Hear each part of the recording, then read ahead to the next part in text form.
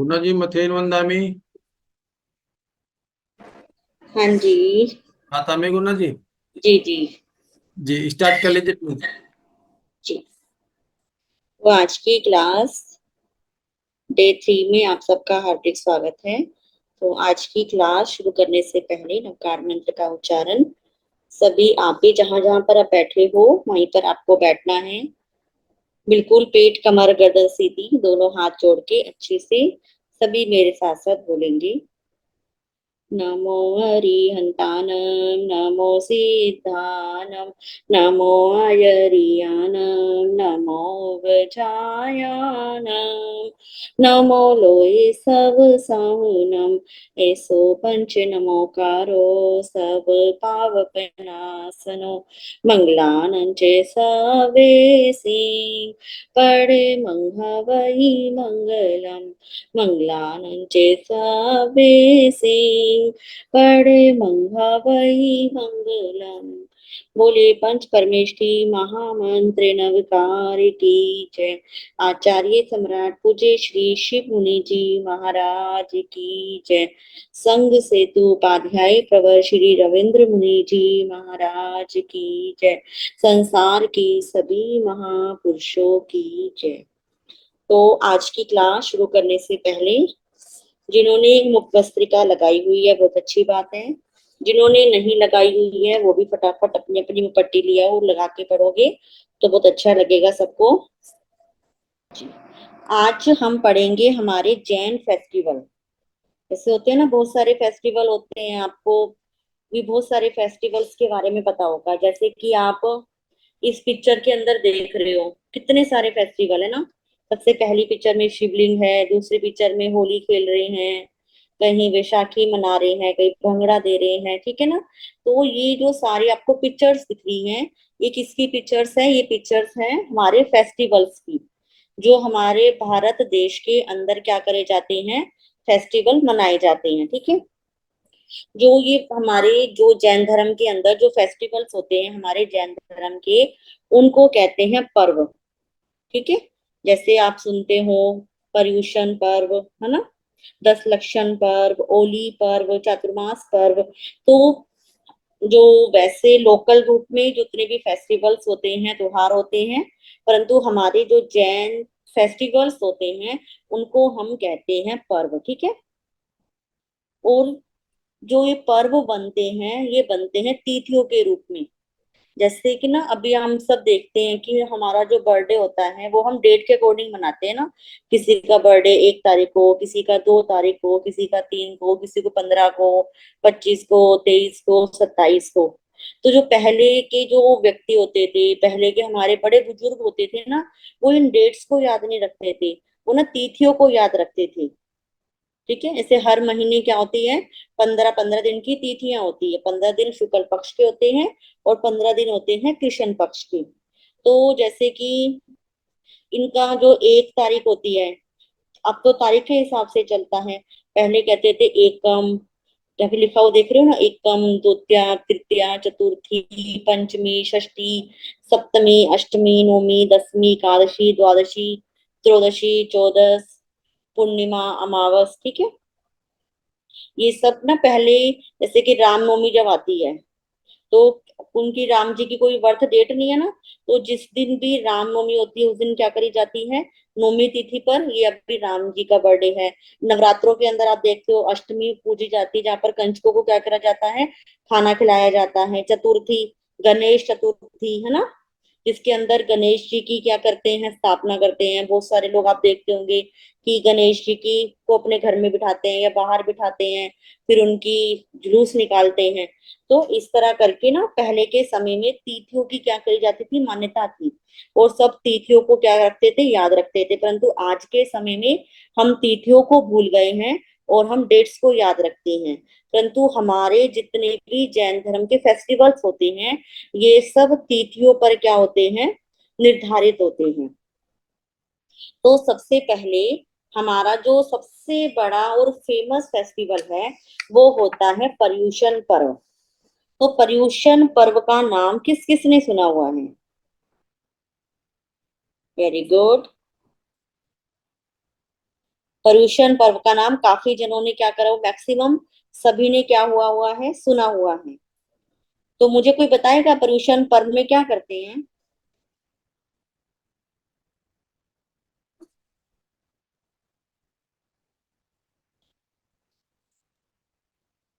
हाँ जिनल जी सर जैन। पूछो।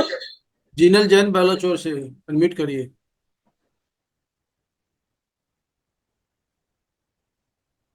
अनम्यूट कर लीजिए जिनल जैन।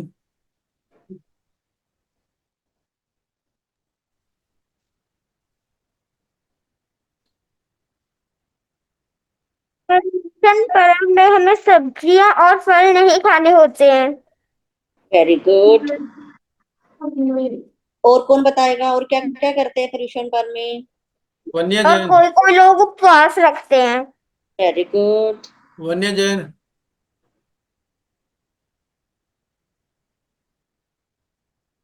वन्य जैन।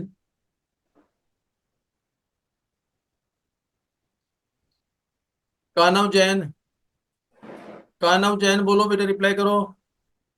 इसके अंदर हम ना फल खाते हैं ना सब्जी खाते हैं, और इसके अंदर फल, और हम लोग इसके अंदर फास्टिंग भी करते हैं। और इसके अंदर कुछ लोग एक टाइम खाते हैं, कुछ लोग 2 टाइम खाते हैं। और ये सब हम इसलिए करते हैं क्योंकि वो सब्जियां जो होती है बरसातों में बहुत ज्यादा कीड़े मकोड़े होते हैं, तो वो मरे ना, इसलिए हम ऐसा करते हैं। Very good. देखो जो पर्यूषण पर्व होते हैं हमारे, इन दिनों में सबसे फेमस क्या होता है, हम अंतगढ़ सूत्र और कल्प सूत्र की क्या करते हैं, वाचना करते हैं। यानी कि जैसे कि आप सुनते होंगे संडे को, आप छोटे हो यहाँ पर या जो बड़े हैं उनको पता है कि जो पर्यूषण पर्व होते हैं उसमें हमारे दो सूत्रों को स्वाध्याय रूप में किया जाता है। एक होता है अंतगढ़ सूत्र और एक होता है कल्प सूत्र, ठीक है। और पर्यूषण पर्व के अंदर कहीं कहीं तो पूरे 8 दिन के लिए क्या करा जाता है, नवकार मंत्र का जाप बिठाया जाता है, ठीक है ना। कि पहले दिन शुरू होता है और संवत्सरी वाले दिन क्या होता है, वो नवकार मंत्र का जाप उससे अगले दिन उठाया जाता है। और इन 8 दिनों में ज्यादा से ज्यादा क्या करते हैं, तप करते हैं, जप करते हैं, स्वाध्याय करते हैं, ठीक है। और ये जो पर्व होते हैं कितने दिन के होते हैं, ये पर्यूषण पर्व कितने दिन के होते हैं?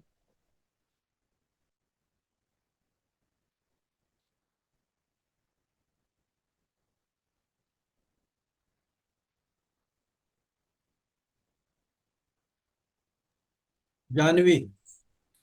सांची जैन। आपका वीडियो ऑफ है इसलिए अनम्यूट नहीं कर रहे हैं आपको। सांची जैन। 8 दिन के होते हैं। Very good. अब मैं दोबारा आपसे पूछती हूँ, जो पर्यूषण पर्व का जो लास्ट डे होता है वो कौन सा डे होता है? काम पड़ जाएंगे साथ पर। ये पहले तो निशान पड़ जाएंगे साथ अर्चित। पर। अर्चित। काम पड़ जाएंगे। संवत्सरी का दिन। संवत्सरी का दिन, वेरी गुड। तो जो संवत्सरी का दिन होता है इस दिन हमें ज्यादा से ज्यादा पोषद व्रत करते हैं। आप देखते हो ना कि जो संवत्सरी वाला दिन होता है उसके अंदर आपके किसी के दादा, किसी के दादी, किसी की मम्मी, किसी के पापा या जो बड़े भी यहाँ पर बैठे हैं, वो सबको साधु संतों के माध्यम से प्रेरणा दी जाती है कि इस दिन क्या करनी है, पोषद करनी है। पोषद का मतलब क्या होता है कि 24 घंटे के लिए सब चीजों का त्याग करके स्थानक के अंदर क्या होता है, रहना होता है और मुपट्टी लगाकर वहां पर रहना होता है। और संवत्सरी वाले दिन सबसे पहले तो पोषद की जाती है, उपवास किया जाता है, फिर शाम के समय क्या किया जाता है, प्रतिक्रमण किया जाता है और फिर क्षमा याचना की जाती है कि 1 साल के अंदर हमने यदि किसी का दिल दुखाया है, ठीक है, किसी को हमने दुखी किया है, तो हम, एक सेकेंड, तो अगर हमने किसी का दिल दुखाया है तो हम उन सब से क्या मांगते हैं, माफी मांगते हैं, ठीक है। तो ये होते हैं पर्यूषण पर्व। इन पर्यूषण पर्व में जितने भी आप यहाँ पर बैठे हो, यदि उस दिन आपकी छुट्टी हो, स्कूल नहीं हो, तो पक्का पक्का स्थानक में क्या करना चाहिए, जाना चाहिए, ठीक है। तो सबसे पहला हमारा फेस्टिवल, हमारा पर्व कौन सा होता है, पर्यूषण पर्व होता है। और इस पर्यूषण पर्व के जो नाम होते हैं, पर्वाधिराज, सर्व पर्व, शिरोमणि, महापर्व इत्यादि, ठीक है। अभी हमने पढ़ा था कि पर्युषण पर्व में किन दो आगमों की वाचना होती है, अंतगढ़ सूत्र की और कल्प सूत्र की। ठीक है, अब समश्री पर्व पर क्या करते हैं? समश्री पर्व पर पोषद करते हैं, उपवास करते हैं, प्रतिक्रमण करते हैं और क्षमा याचना करते हैं। फिर है समश्री पर्व कब आता है? समश्री पर्व आता है जब चातुर्मास बैठता है, उससे 49वें दिन या 50वें दिन क्या करा जाता है? संवत्सरी पर्व मनाया जाता है।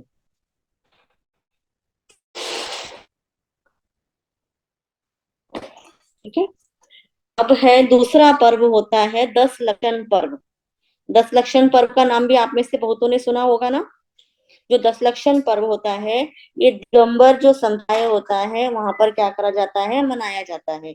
और ये जो दस लक्षण पर्व होता है, ये 10 दिनों के का होता है। जैसे कि पर्युषण पर्व कितने दिनों का होता है? 8 दिनों का।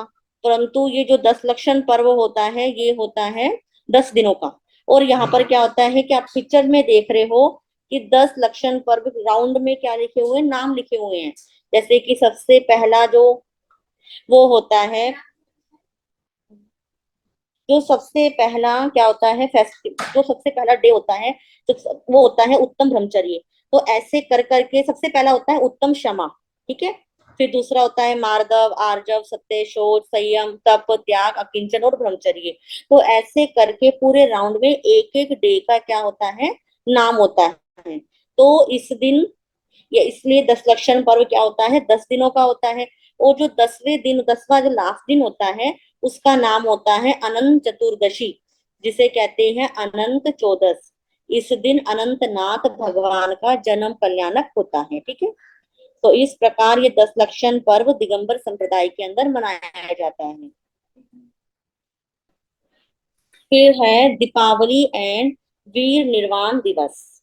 जैसे कि भगवान महावीर जैन धर्म के हमारे 24वें तीर्थंकर। सबको पता है ना, कल हमने पढ़ा था कि भगवान महावीर कौन से नंबर के तीर्थंकर हैं?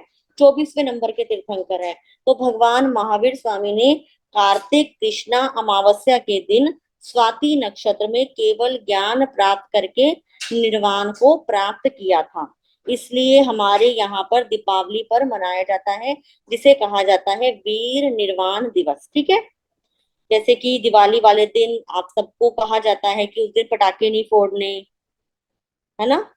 पटाखे फोड़ने से छोटे छोटे जीव होते हैं या बड़े जीव पर जो बहुत ज्यादा शोर, दुख होता है, कई वो परेशान हो जाते हैं, किसी के उस शोर से कानों की सुनने की शक्ति क्या हो जाती है? खत्म हो जाती है। तो हमारा जैन धर्म कहता है कि दिवाली वाले दिन हमारे भगवान महावीर को मोक्ष हुआ था। तो उस दिन हम भी ज्यादा से ज्यादा संख्या में क्या करें? जप करें, तप करें और धर्म ध्यान में अपना दिन व्यतीत करें। इसके साथ साथ हमारा अगला फेस्टिवल, अगला पर्व आता है महावीर जन्म कल्याणक।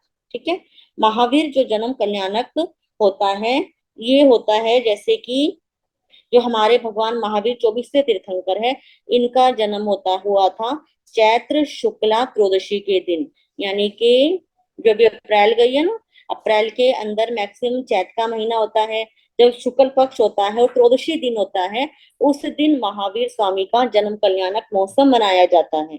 और इस दिन क्या क्या करते हैं? आपने देखा होगा कि सुबह सुबह क्या निकलती है? प्रभात फेरी निकलती है कि सब लोग इकट्ठे होके, समाज के लोग इकट्ठे होके भगवान महावीर के नाम के जयकारे लगाते हैं, उनके श्लोकों को बताते हैं, उनकी शिक्षा को क्या करते हैं? बताते हैं। और फिर क्या होता है, जैसे कि कहीं भी कहीं कहीं क्या होता है, जितने भी महिला मंडल होते हैं, कि सोशल ग्रुप्स होते हैं, संस्थाएं होती हैं, सब उस प्रभात फेरी के अंदर क्या लेती हैं? भाग लेती हैं। और भगवान महावीर के जीवन चरित्र को एक झांकी के रूप में क्या करा जाता है? दिखाया जाता है। और कहीं कहीं तो क्या होता है, बहुत सुंदर सुंदर शोभा यात्रा भी निकलती है। दिगंबर संप्रदाय के अंदर क्या होता है? भगवान महावीर जन्म कल्याणक पर शोभा यात्रा निकाली जाती है और हमारे यहाँ पर प्रभात फेरी निकाली जाती है, प्रवचन होते हैं, और जिसके अंदर कई बार छोटे छोटे बच्चों के द्वारा क्या कराए जाते हैं? प्रोग्राम भी कराए जाते हैं और भगवान महावीर की शिक्षा को सब तक पहुंचाया जाता है। तो ये होता है हमारा भगवान महावीर जन्म कल्याणक। इसके साथ आप देख रहे हो अगला फेस्टिवल होता है हमारा अक्षय तृतीया। अक्षय तृतीया का नाम भी अभी सबने सुना होगा ना। अब इस पिक्चर में आप देख रहे हो कि एक भगवान जी क्या है, खड़े हुए हैं, और एक राजा है उसके है, और भगवान ने अपने दोनों हाथ ऐसे करे हुए हैं, और कोई उनको क्या कर रहा है, दे रहा है। तो जो हमारे पहले तीर्थंकर कौन से हैं, कौन बताएगा? हमारे फर्स्ट तीर्थंकर कौन से हैं?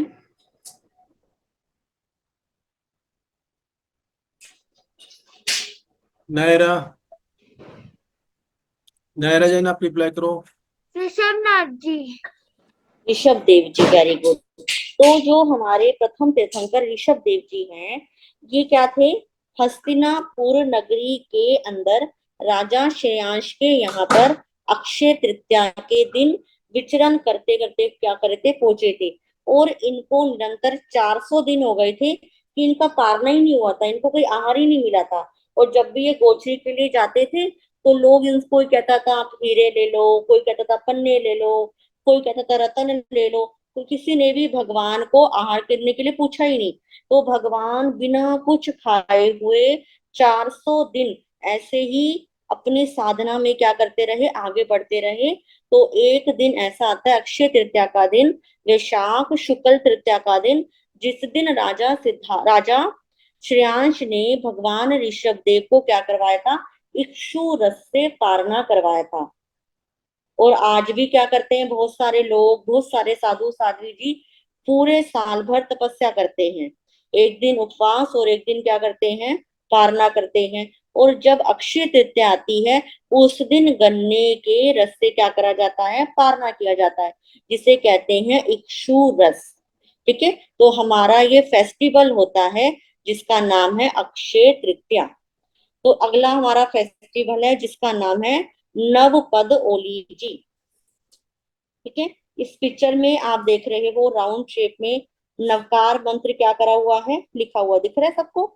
जैसे नमो अरिहंतानम, नमो सिद्धानम, नमो आयरियानम, ठीक है, नमो उवज्झायनम, नमो लोये सवसावनम, नमो नानस, नमो दंसनस, नमो चरितसो, नमो तवस। तो इस तरह करके ये क्या होते हैं, 9 पद होते हैं। जैसे कि जो नवरात्रे होते हैं वो एक साल के अंदर क्या आते हैं, 2 बार आते हैं, एक आते हैं अक्टूबर में और एक आते हैं अप्रैल के अंदर। तो जब भी नवरात्र 7वां नवरात्रा होता है उस दिन से ओली पर्व क्या होता है, शुरू होता है, और ये पर्व 9 दिन तक क्या करा जाता है, मनाया जाता है। इस दिन क्या करा जाता है, मेन इस दिन किया जाता है आइंबिल तप। 9 के 9 दिन जो आइंबिल करते हैं उनका जो तप होता है उसे कहते हैं ओली जी, नवपद ओली जी। तो नवपद ओली जी ये कब से शुरू हुआ? लगभग 11 लाख वर्ष पूर्व 20वें तीर्थंकर मुनि सूरत स्वामी जी, अभी आपने जब याद करोगे तो हमारे 20वें तीर्थंकर है मुनि सूरत स्वामी जी, उनके समय में एक राजा थे जिनका नाम था श्रीपाल जी। उनको ना कुष्ठ का रोग हो गया था, और फिर उनका विवाह एक मैना सुंदरी से करवा दिया गया। तो जो राजा को अन्य 700 कुष्ठ रोगियों के साथ कुष्ठ रोग से निदान के लिए मुनि सुचंद्र नाम के एक संत के पास ले गई। यानी कि कहने का मतलब है कि एक राजा था श्रीपाल और उनकी रानी थी मैना सुंदरी। अब जो श्रीपाल जी थे उनको कोढ़ का रोग हो गया था। अब वो इतनी परेशान हो गई, इतनी परेशान हो गई, अब वो अपने परेशानी से होते होते एक संत से मिलती है जिनका नाम था मुनि चंद्र जी।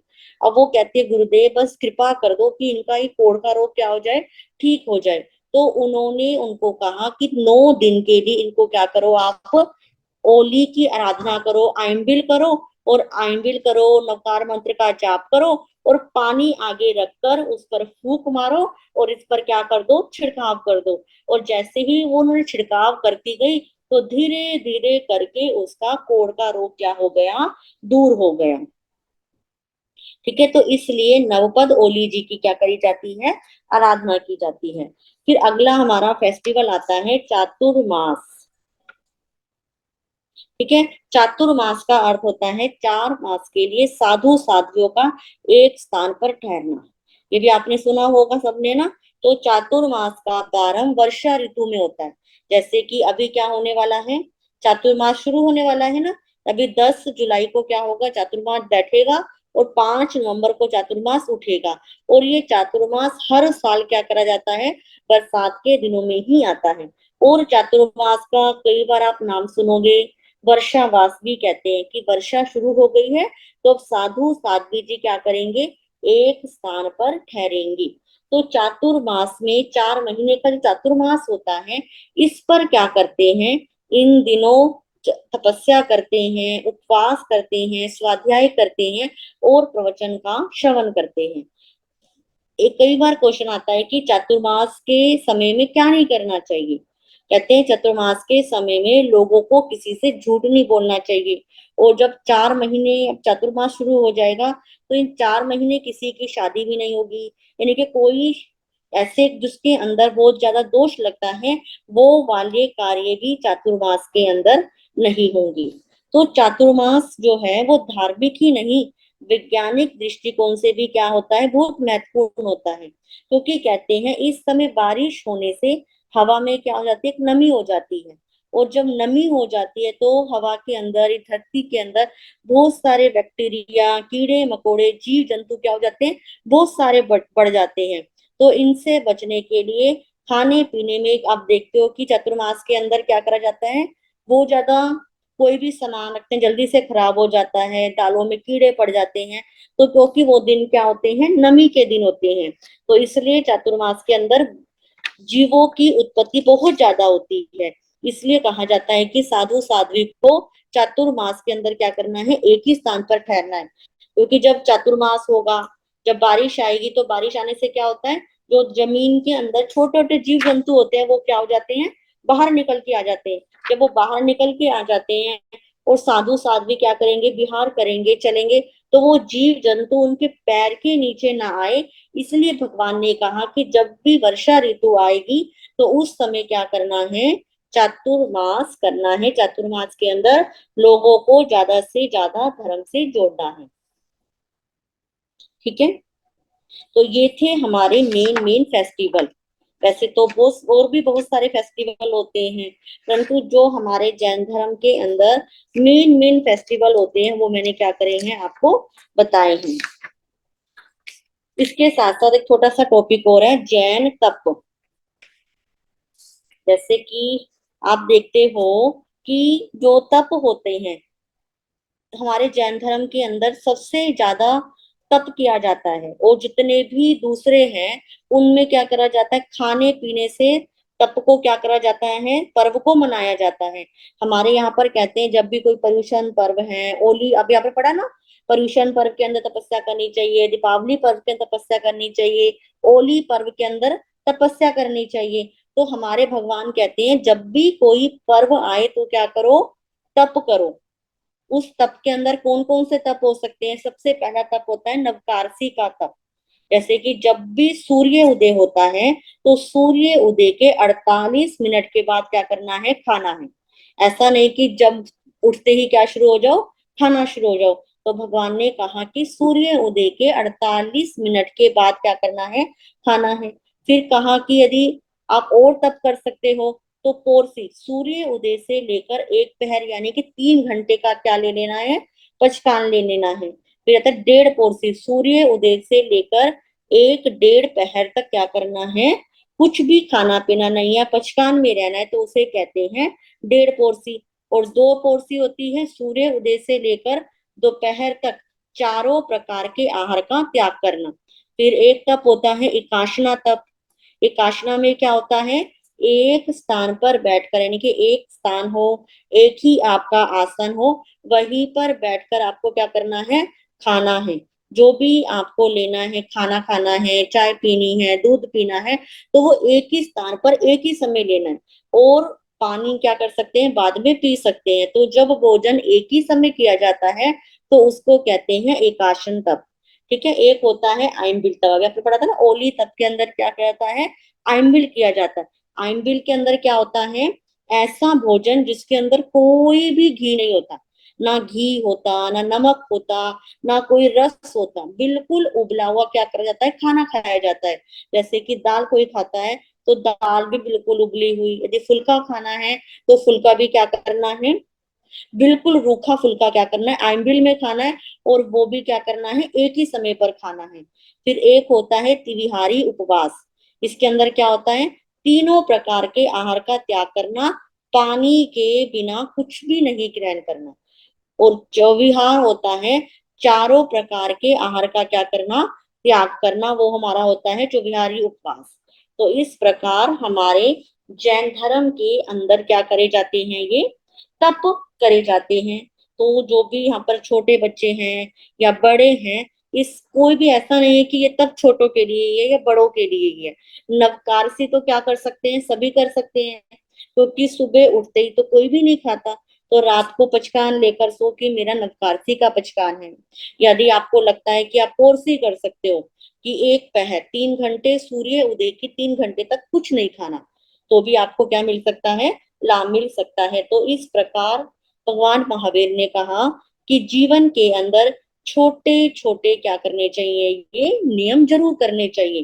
तो ये हमारा जो तप होता है, ये कहता है कंद मूल का क्या करो, त्याग करो, फास्ट फूड मत खाओ। यदि आप तप नहीं कर सकते तो आप सोचो कि आज मेरा जमीकंद का त्याग है, आज मेरा कोल्ड ड्रिंक्स का त्याग है, आज मेरा आलू का त्याग है, आज मेरा फास्ट फूड का त्याग है, या आज मैं कोई फ्रूट्स नहीं खाऊंगा।